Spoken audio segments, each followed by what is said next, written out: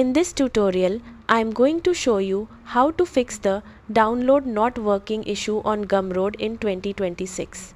If you bought a product on Gumroad but the file will not download, don't worry. I'll walk you through the most common fixes step by step.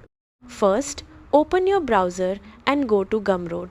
Then, log in using the same email address you used when purchasing the product.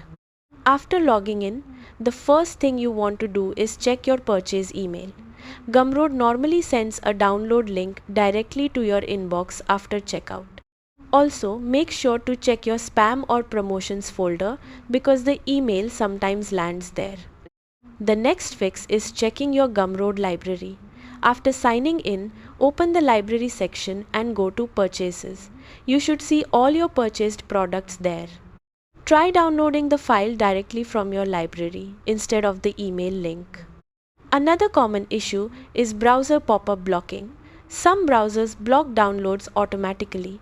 Disable any pop-up blockers or download blockers temporarily and test the download again. You should also try another browser like Google Chrome, Mozilla Firefox, Microsoft Edge.